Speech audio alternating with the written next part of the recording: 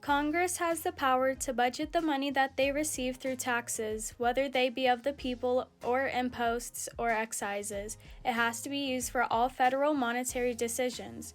For example, they may choose to allocate money towards paying off debts, funding or defunding varying federal institutions, or providing money for other installations that provide for the common defense and the general welfare of our nation.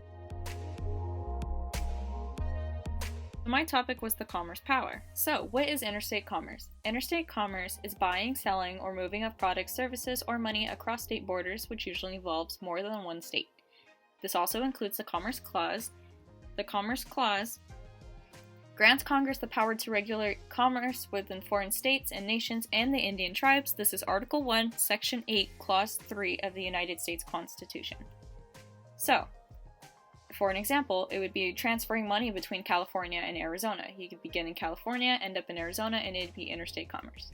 So what is a broad power? A broad power means someone has more general authority over someone else.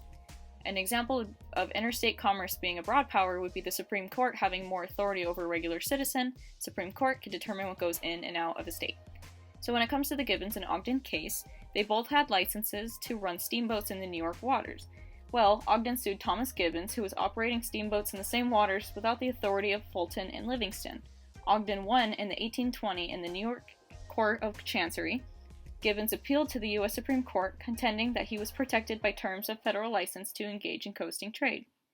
Well, it ended up favoring in Gibbons' favor, rather than Ogden's, who originally won in 1820.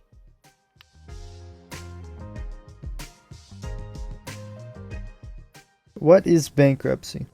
Well, under the Constitution, it's a power authorized to Congress under Article 1, Section 8, and Clause 4 of the Constitution, which establishes the laws on the subject of bankruptcy. These laws are described as 6 different chapters, which entail the different forms of bankruptcy. In order to understand all these chapters, there's a couple terms that you're going to need to know. The first term is creditors. These are the people that you owe your money to. Assets are non-essential material possessions. And lastly, exempt property are all of the essential possessions that you need, like a bed, suit for work, and family heirlooms. The most common form of bankruptcy is Chapter 7, and this chapter takes all of your assets from you and distributes them to the creditors. You get to keep all of your exempt property through this method, and it stays on your credit for 10 years. Chapter 13, being the second most common form of bankruptcy, is when a single creditor buys back all of your debt, and you pay it back to him within a reasonable time. Through this method, you get to keep all of your assets. This stays on your credit for 7 years after the debt is paid off. The rest of the chapters are 9, 11, 12, and 15, all meant for specific situations like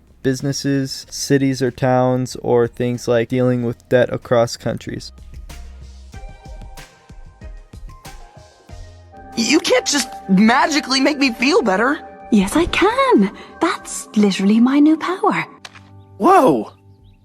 This is worthless. It's less than worthless, my boy. Hi guys, I'm just going to do a quick overview because honestly I cannot figure out how to explain this as clearly. So, what we have here behind me is the US Treasury. It is their job to coin and print money. To coin money is to create money and give value. Printing is basically the same thing but paper. But the currency power is the power to create money, while the legal tender that is created is money that is used to facilitate commerce and just generally be useful. This green screen is wigging out on me, so I'm gonna dip. See y'all.